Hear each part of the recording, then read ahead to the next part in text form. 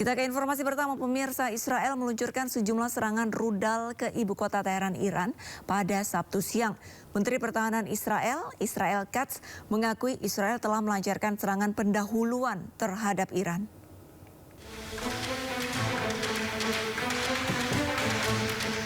Rudal Israel dilaporkan menghancurkan jalan di daerah Jomhuri di Teheran. Terlihat kepulan asap tebal menyelimuti langit Teheran. Militer Israel mengumumkan telah melancarkan serangan pendahuluan terhadap Iran untuk menghilangkan ancaman terhadap Israel. Usai serangan, Israel langsung menyatakan keadaan darurat di seluruh wilayah. Serangan ini dilakukan di tengah meningkatnya kehadiran militer Amerika Serikat selama lebih dari sepekan. Hingga kini belum ada pernyataan resmi dari pemerintah Iran.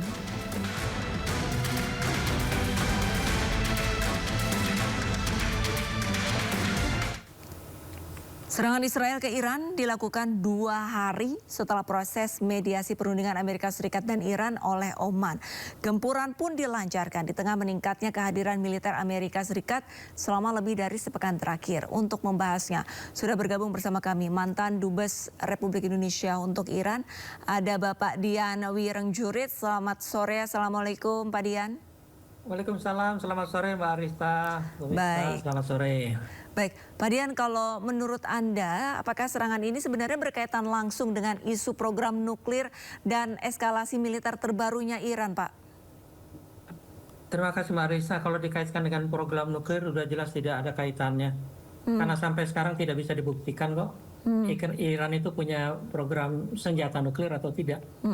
IAEA, lembaga yang resmi bertugas untuk memeriksa ada atau tidaknya nuklir Iran itu sampai sekarang tidak bisa membuktikan, padahal mereka sendiri tidak pernah baik, tidak pernah adil ya, selalu imparsial terhadap Iran, karena inspektur yang datang ke Iran itu sebagian tuh sebagian besar itu adalah spy, mata-mata negara-negara barat. Dan itu diakui oleh Direktur Jenderal yang sebelumnya. Dan memang Israel sampai sekarang ini dengan Direktur Jenderal yang baru ini pun juga memang diragukan kredibilitasnya. Selalu memihak kepada Amerika dan negara barat. Jadi saya tidak pernah percaya lagi dengan yang namanya IAEA. Nah, kaitannya dengan sekarang ketegangan yang terjadi buat saya mengada-ada ya. Tadi kan berapa kali disampaikan sama Presiden Trump itu bahwa serangan ini untuk menangkal ancaman Iran. Ancaman terhadap siapa, Mbak? Negara-negara kawasan Timur Tengah itu selama ini aman-aman saja, stabil-stabil saja, semua tetap berkembang, negara-negara Teluk itu semua maju-maju, sejahtera. Ancaman terhadap siapa? Terhadap Israel. Israel itu di sana, Israel itu justru dikepung oleh negara-negara Arab. Tapi juga kan tidak ada apa-apa. Jadi kalau bilang ancaman, ya itulah akal-akalannya yang namanya Netanyahu sama Trump. Saya tidak paham ya, Amerika kok mau dipimpin oleh pemimpin seperti itu yang maaf tidak jalan nalarnya gitu loh. Mengada-ada hanya seakan-akan membuat ancaman itu menjadi musuh bersama Amerika supaya mereka bersatu, karena dia tahu kok Trump itu sadar sepenuhnya bahwa yang namanya dirinya itu sedang menghadapi berbagai ancaman dalam negeri untuk impeachment, khususnya kasus pedofilinya. Nah, buat saya ini cuma mengalihkan perhatian aja supaya Amerika, masyarakat Amerika mungkin teralih isunya dengan wah iya kita ada ancaman. Padahal ancaman kepada siapa?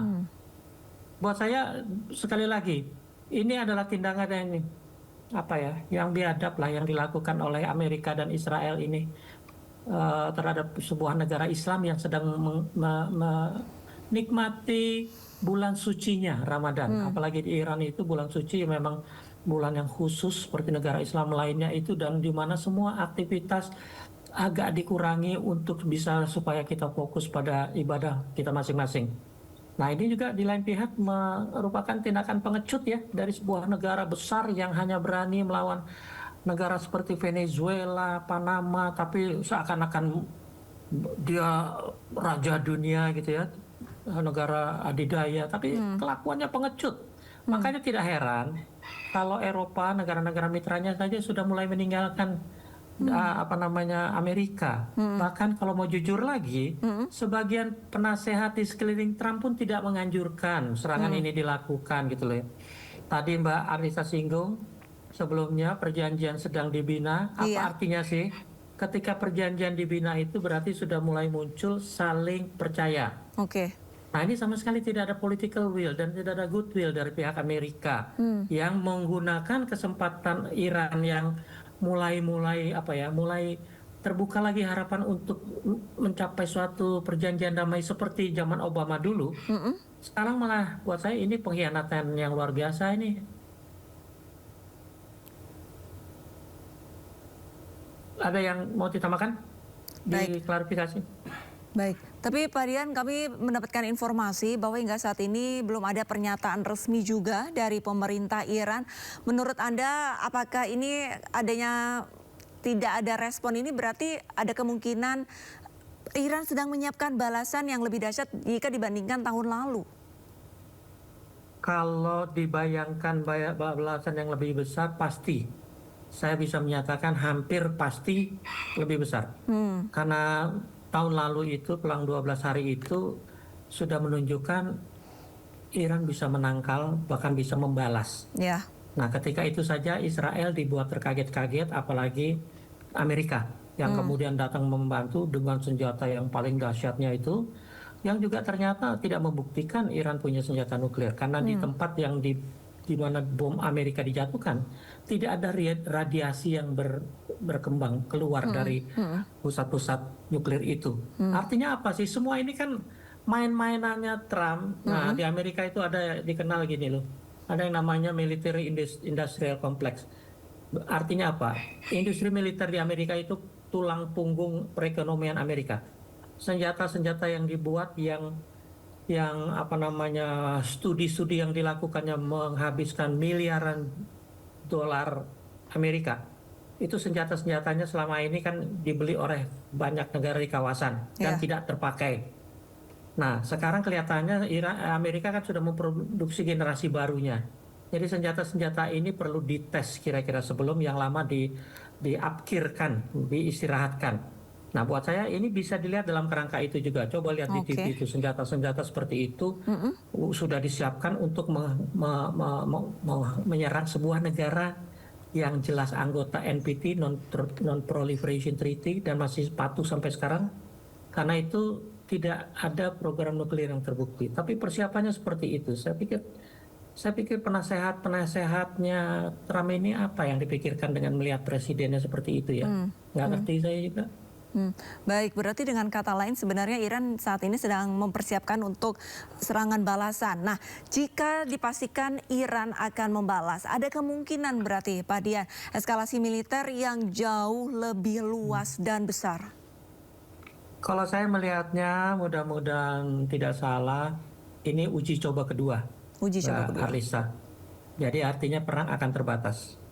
Karena buat saya sekarang ini kalau dilihat Iran belum mengeluarkan pernyataan, tadi Mbak Arlita betul sekali, Iran pasti melakukan langkah-langkah yang pasti lebih besar dari yang sebelumnya.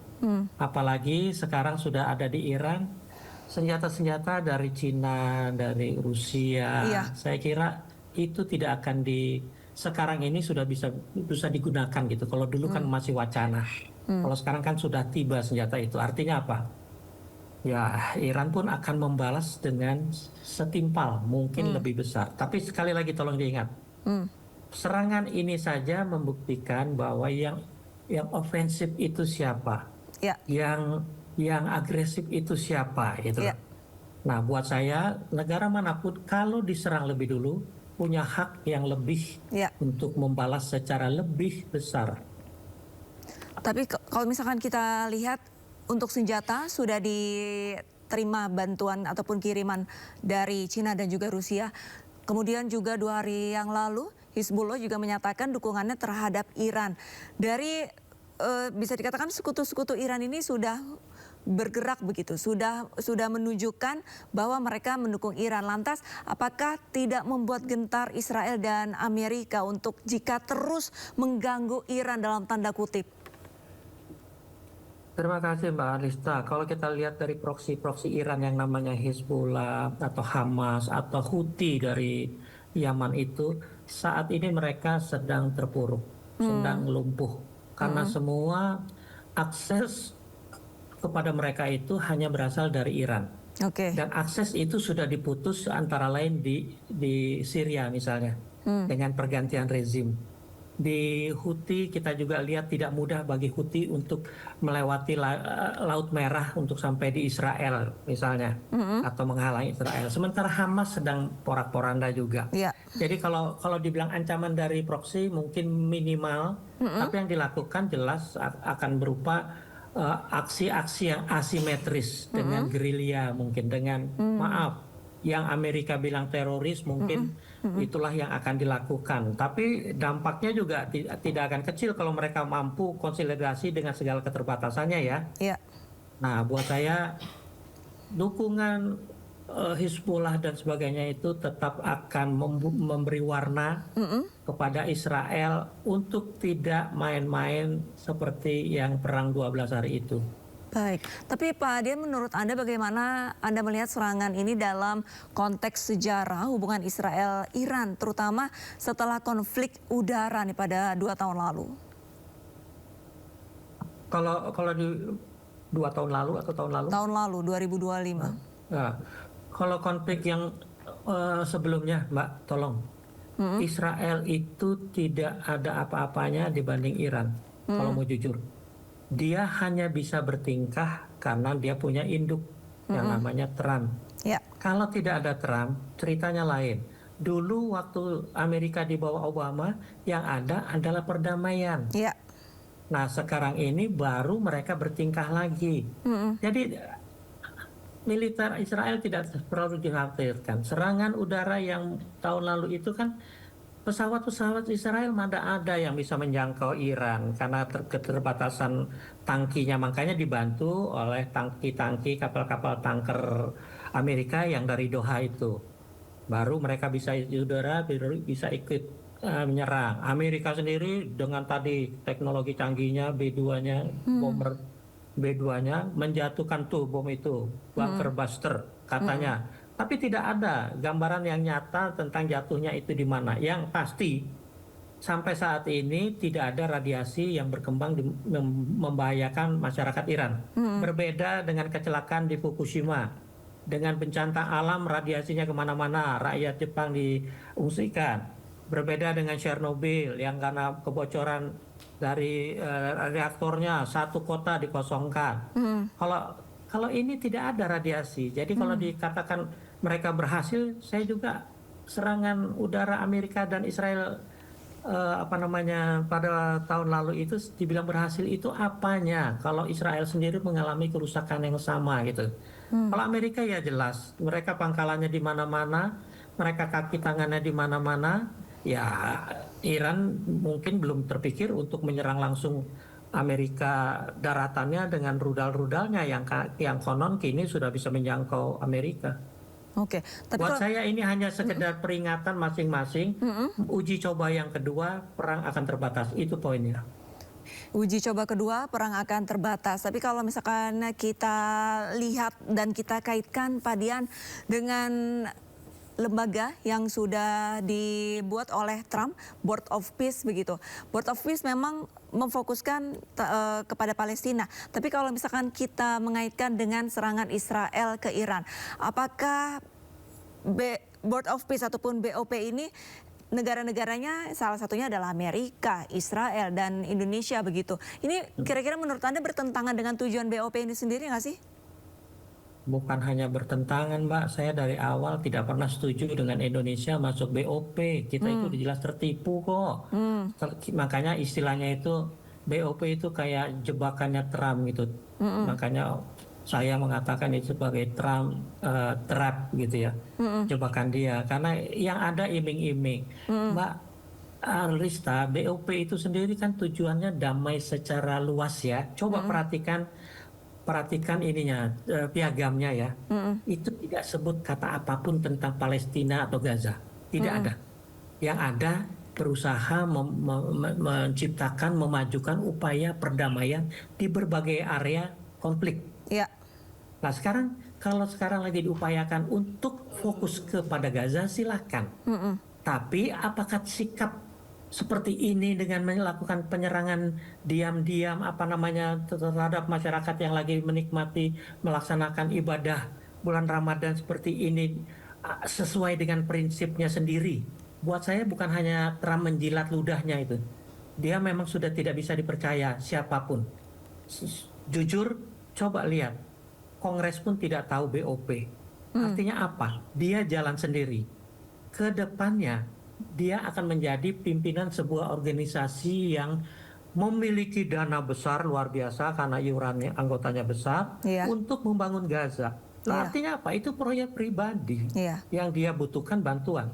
Nah, tadi Mbak Alisa, buat saya penting sekali itu Mbak, bahwa di situ ada Israel dan Amerika, tapi Indonesia join ke sebuah organisasi yang punya tujuan sama, katakan dalam hal ini merekonstruksi, melakukan pembangunan kembali di Gaza.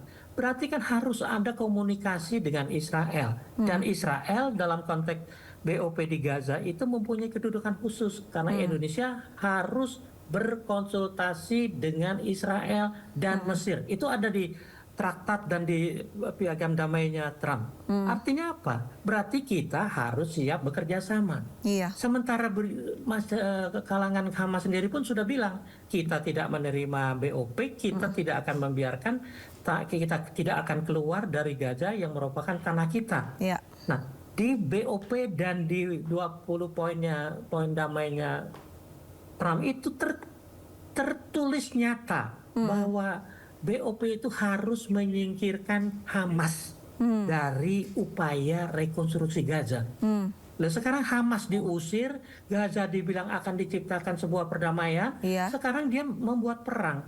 Kira-kira orang seperti apa yang memutuskan tindakan seperti ini kalau bukan orang yang agak terganggu mungkin pikiran dan hatinya. Oke, baik. Pak Dian, tahan terlebih dahulu karena pemirsa, kami ada informasi mengenai laporan dari Muhammad Hussein, jurnalis sekaligus aktivis kemanusiaan di Kairo, Mesir, pasca kegagalan perjanjian nuklir antara Iran dan Amerika. Semakin dekat, teman-teman. Timur Tengah sedang memanas, kemungkinan pecah dalam beberapa jam ke depan. Jadi saya ingin update kepada kalian informasi terkini ya. Negosiasi nuklir antara Amerika dan Iran yang terjadi beberapa hari terakhir ini gagal total. Amerika langsung kirim kapal induk dan pesawat militer ke kawasan.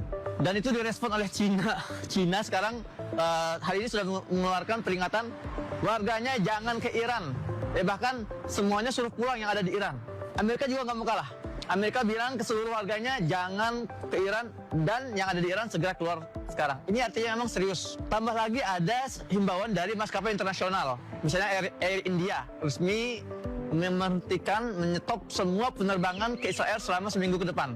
Bahkan di Israel sendiri, ini baru saya dapat hari ini, beberapa jam lalu, rumah sakit Hadasyah yang terbesar di sekitar Palestina jajahan, itu sudah siaga penuh dan para pasiennya sudah dievakuasi. Jadi intinya serangan Amerika Israel ke Iran, ini hanya tinggal menunggu waktu. Baik, Pak Dian, boleh minta tanggapannya dari laporan begitu, bahwa untuk banyak negara yang sudah mulai memberikan alert jangan berkunjung ataupun jangan mendatangi Iran, dan warganya yang ada di Iran ini harus segera keluar dari Iran. Tanggapannya seperti apa, Pak? Mbak Alisa, begini loh, Iran itu sebuah pusat keperadaban ya. Jadi sejarahnya panjang, makanya peninggalan sejarah di sana sangat banyak. Selama ini turis asing barat itu banyak yang berkunjung kok. Mereka bebas di sana karena mereka tujuannya adalah menikmati kehebatan peradaban di masa lalu, kira-kira kan gitu. Dan itu bukan hanya dari bangsa-bangsa yang punya hubungan diplomatik dengan Iran. Negara Barat Eropa pun saya di sana banyak. Saya sebelum perang di bulan Juni itu, saya pun seminggu sebelum perang itu saya masih di Iran gitu ya. Dan masih bertemu karena saya berkunjung napak tilas ke tempat-tempat saya pernah kunjungi dulu. Sebulan saya di sana. Saya masih bertemu dengan orang Jerman. Tapi umumnya orang Jerman, Amerika yang di sana itu adalah orang Amerika yang punya kewarganegaraan ganda. Jerman Amerika misalnya. Jadi Amerikanya tidak dipakai, Jermannya dipakai bisa masuk, kira-kira gitu kan. Nah, kalau itu disuruh keluar warga negara yang berpaspor ganda ini keluar, ya mungkin ya karena patuh sama paspor Amerikanya. Tapi saya yakin masih banyak yang tetap menikmati karena pusat-pusat itu tersebar luas di seluruh wilayah Iran. Dan tolong diingat, Iran itu negara daratan yang punya laut, tapi maksudnya nomor 15 di dunia, artinya luas. Jadi kalau sekarang kelihatan di foto, di video itu 1-2 ledakan, itu adalah di tempat-tempat itu. Belum nyampe seluas yang dibayangkan, seperti waktu perang 12 hari pun kita membayangkan kan kayaknya Iran, seluruh negara Iran yang Genting begitu ya Pak ya? kayak genting, kayak darurat. Padahal itu lokal karena sifatnya uji coba. Sekarang pun masih uji coba. Nah, kalau kaitannya dengan perjanjian damai, saya mau bilang begini loh. Saya tidak benci apalagi anti masyarakat Amerika karena saya tahu mereka waras. Yang saya khawatirkan itu pemimpinnya. Di masa sebelumnya itu pemimpinnya sangat toleran, sangat bisa diajak dialog seperti Obama, sehingga perjanjian damai bisa tercapai. Artinya apa sih? Waktu itu saja sudah damai Iran sama Amerika. Kok sekarang dibatalkan dalam sekejap oleh Trump tahun 2018 itu? Artinya apa sih? Ya memang orang seperti Trump ini tidak menginginkan Iran yang tenang, karena dia satu-satunya wilayah atau negara di Timur Tengah yang belum dia kuasai dalam konteks geopolitiknya. Sebagian besar lainnya sudah dalam pengaruh Amerika. Kenapa Iran? Karena sumber daya alamnya yang melimpah luar biasa yang masih dibutuhkan dunia. Buat saya Iran akan bertahan terus mempertahankan kedudukan seperti ini. Artinya sampai kapanpun tidak akan dibiarkan dia jatuh di tangan negara seperti Amerika yang di bawah pimpinan pemimpin yang pengecut, licik, culas seperti Donald Trump. Baik, terima kasih banyak diskusinya pada sore hari ini Bapak Dian Wirangjurit selaku mantan Dubes Republik Indonesia untuk Iran. Semoga serangan yang dilakukan Israel terhadap Iran ini segera, ya jujur, segera mendapatkan balasan dari Iran. Baik, terima kasih banyak Pak Dian, salam sehat. Baik, pemirsa, sebelumnya gelombang serangan udara Israel kembali menghantam Lebanon. Serangan dilaporkan terjadi di sejumlah titik di Lembah Beka dan menewaskan remaja Suriah berusia 17 tahun.